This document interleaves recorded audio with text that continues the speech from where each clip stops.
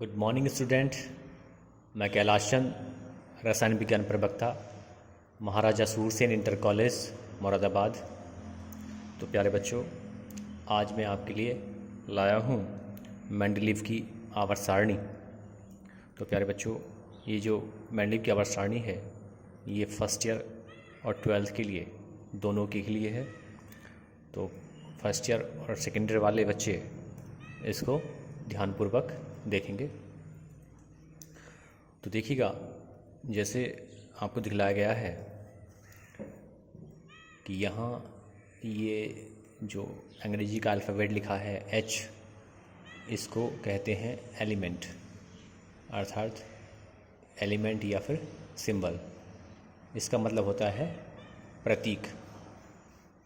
तो देखिएगा, ठीक इसके बाईं ओर लिखा है एटॉमिक नंबर। तो इस प्रतीक का जो एटॉमिक नंबर है वो ऊपर की तरफ लिखा हुआ है, जबकि नीचे की ओर इस एलिमेंट का एटॉमिक वेट लिखा हुआ है। अगर हम बात करें कि हाइड्रोजन का एटॉमिक नंबर क्या है, तो आप कहेंगे कि इसका एटॉमिक नंबर 1 है। और दूसरा, यदि आपसे पूछा गया कि हाइड्रोजन का एटॉमिक वेट क्या है, तो आप हाइड्रोजन का एटॉमिक वेट बताएंगे 1.0079।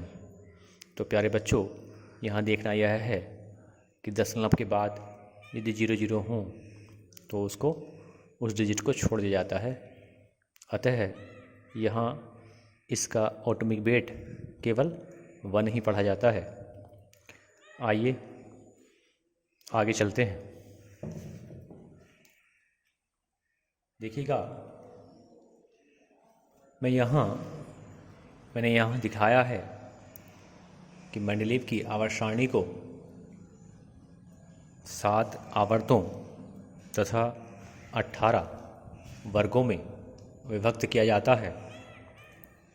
अगर मैं बात करूं तो देखिएगा, यहाँ आवर्त को दिखलाया गया है 1 आवर्त, 2 आवर्त, 3, 4, 5, 6, 7।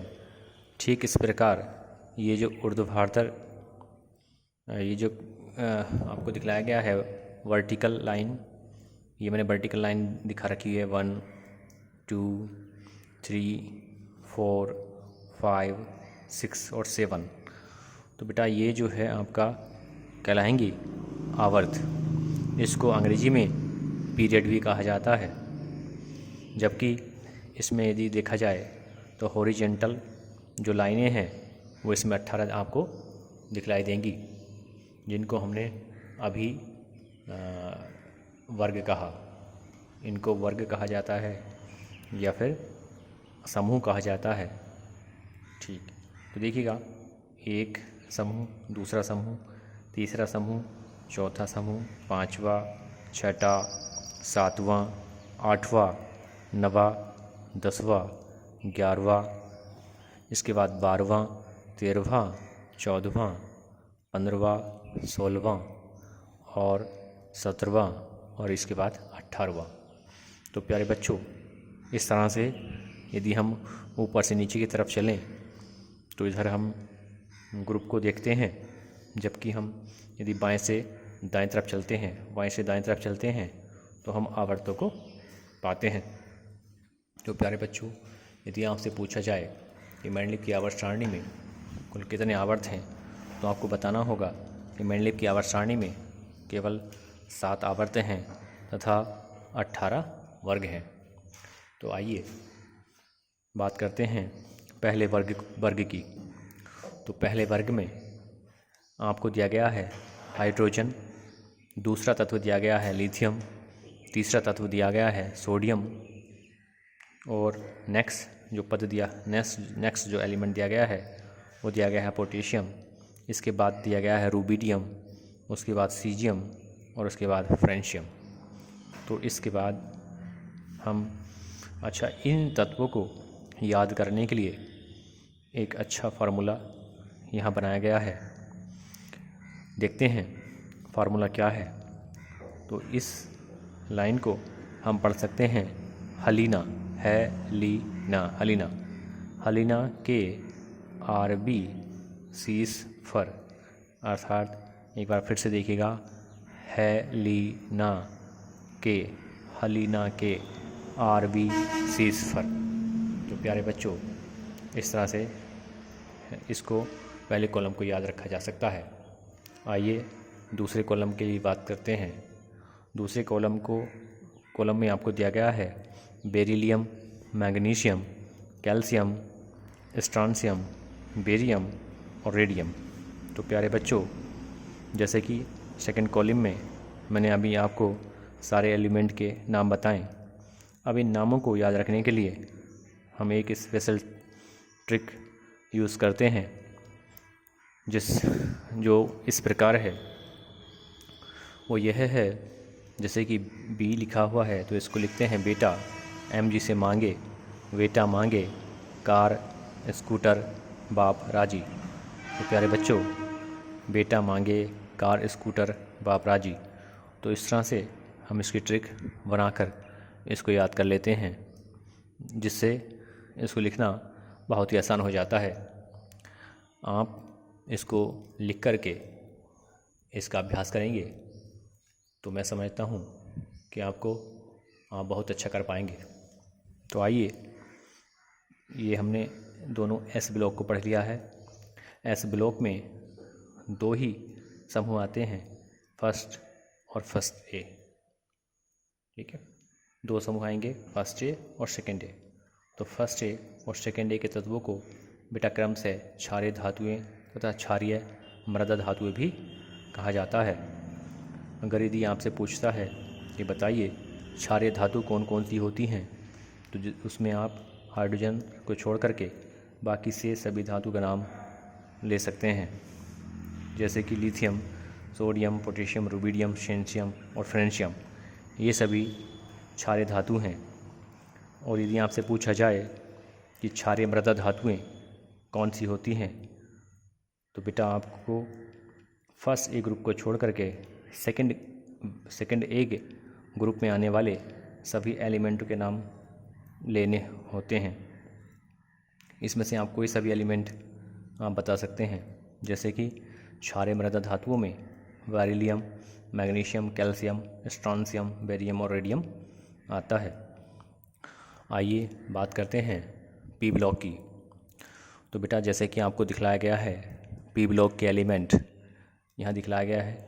इसमें पी ब्लॉक में ये आपका सबसे पहला जो तत्व है वो आता है बोरॉन, उसके बाद carbon, nitrogen, oxygen, fluorine, aluminium, silicon, phosphorus, उसके बाद सल्फर, क्लोरीन, गैलियम, उसके बाद जर्मेनियम, आर्सेनिक, स्टैनिक, ब्रोमीन, उसके बाद indium, tin, antimony, tellurium, lead, bismuth, polonium और एसिटाइन। यहाँ और मतलब जीरो ग्रुप की सभी एलिमेंट दिखलाए गए हैं, अर्थात अक्रिय गैसों का समूह दिखलाया गया है। इन अक्रिय गैसों में helium, neon, argon, krypton, xenon और रेडान आते हैं। तो इन सभी को अर्थात 13 से लेकर के 18 तक के ग्रुप को हम पी ब्लॉक के ग्रुप कहते हैं। तो प्यारे बच्चों, इस पी ब्लॉक के एलिमेंट में boron, silicon, germanium, arsenic, antimony, tellurium, polonium और एसिटाइन, जो ग्रीन कलर में राउंड हैं, वो सभी उपधातुएं हैं। तो प्यारे बच्चों, जो बाद में इनके दाएं और बाएं जो शेष एलिमेंट हैं वो सभी अधातु हैं। अब ये जो मैंने रेड कलर में जो दिखलाया गया है, मतलब कहने का मतलब ये हुआ पी ब्लॉक के सभी एलिमेंटों को छोड़कर शेष बाईं साइड वाले सभी एलिमेंट धातु कहलाते हैं। तो मैं आशा करता हूँ कि आपको अच्छे समझ में आ गया होगा। चलिए आगे चलते हैं, देखते हैं कुछ और ख़ास बात मांडुक्य आवर्त सारणी में। अब इसके बाद देखेंगे पी ब्लॉक को याद करने का सबसे अच्छा जो तरीका है वो क्या हो सकता है। तो प्यारे बच्चों, पी ब्लॉक के एलिमेंट को याद करने के लिए ठीक एस ब्लॉक की तरह ही ट्रिक्स बना दी गई हैं। इन ट्रिक्स के माध्यम से पी ब्लॉक को अच्छी तरह से याद किया जा सकता है। तो आइए 1 बाय 1 करके सीखते हैं। तो देखिए, पी ब्लॉक के पहले कॉलम में आता है boron, aluminium, gallium, indium, tellurium. तो प्यारे बच्चों, इसको किस तरह से याद किया जाता है आइए देखते हैं। तो इसको लिखा जाएगा बाल गंगा इन तिलक। बाल मतलब VAL बाल, गंगा GA गंगा, इन तिलक, तो बाल गंगा इन तिलक। ओके, तो इस तरह से हम इसको याद कर सकते हैं। नेक्स्ट जो ट्रिक है, नेक्स्ट कॉलम की जो ट्रिक है वो हो जाएगी आपकी कहे शिवजी। सी से मतलब कहे शिवजी सुनो पार्वती। ये ट्रिक आपकी हो जाती है। ठीक इसी प्रकार नेक्स्ट कॉलम में ये हो जाएगा नाना, N से नाना, P से पाटेकर, AS से ऐश्वर्या, SB से सब और VI से बिंदास, अर्थात नाना पाटेकर ऐश्वर्या सब बिंदास। तो ये ट्रिक आपकी हो जाती है, जिसको याद करना बहुत ही आसान है। जितना इसको याद करना आसान है उतना लिखना भी बहुत ही आसान होता है। आइए नेक्स्ट ट्रिक को देखते हैं। तो नेक्स्ट ट्रिक हो जाती है, देखिए O से हो जाएगा ओल्ड, S हो जाएगा स्टाइल से, ओल्ड स्टाइल से, इससे खुद में अपने आप में ऐसे लिखा हुआ है। तो ओल्ड स्टाइल से टीपो, देखो टीपो अलग अलग है, T से TE और PO से PO अर्थात टीपो। तो ये ट्रिक हो जाती है ओल्ड स्टाइल से टीपो। तो प्यारे बच्चों, आइए नेक्स्ट कॉलम की ओर चलते हैं। नेक्स्ट कॉलम में लिखा है फ्लोरीन, क्लोरीन, ब्रोमीन, आयोडीन और एसिटीन। तो प्यारे बच्चों, इसकी ट्रिक हो जाएगी F से हो जाएगा फिर, Cl से हो जाएगा कल, Br से हो जाएगा बाहर, I से हो जाएगा आई और ET से हो जाएगा आंटी, अर्थात फिर कल बाहर आई आंटी। तो इस तरह से इसकी ट्रिक बना करके हम इसको आसानी से लिख सकते हैं। आइए नेक्स्ट कॉलम में चलते हैं, जो 0 ग्रुप को या शून्य ग्रुप को दिखाता है। इन्हें मैंने लिखाया गया है नोबेल गैस, अर्थात आदर्श गैसें भी इनको कहा जाता है। तो देखिएगा, आदर्श गैसों के लिए जो ट्रिक है वो इस प्रकार है, helium, neon, argon, krypton, xenon और रेडॉन, अर्थात हीना,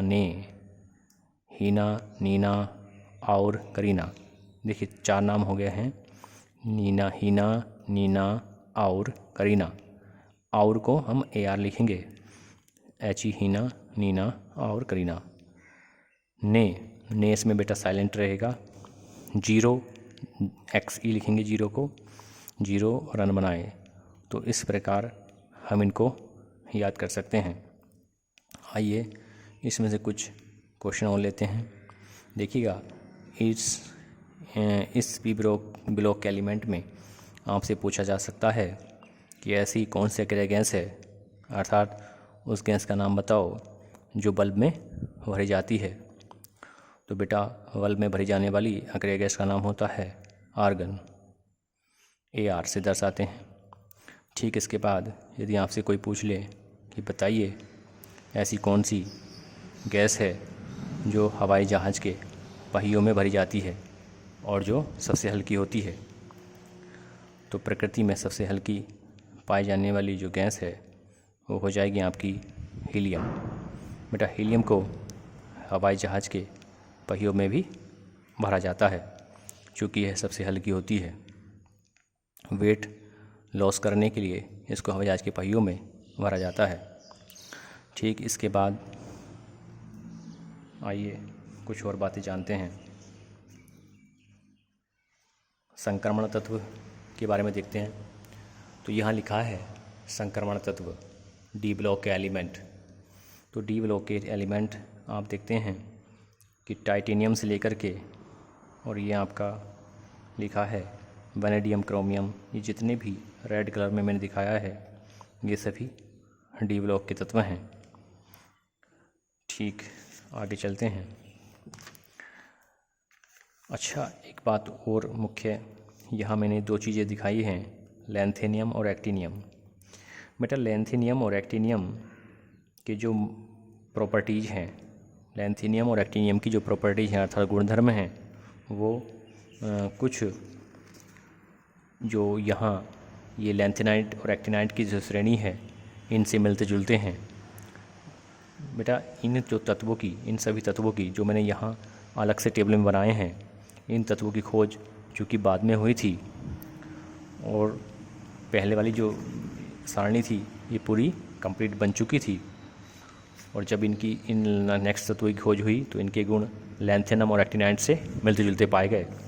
अब इनको रखना है ना पिछली वाली टेबल में न्यायोचित नहीं था, तो इसलिए विशेषज्ञों ने इन श्रेणी को अलग से बना दिया गया, अर्थात अलग से रख दिया गया।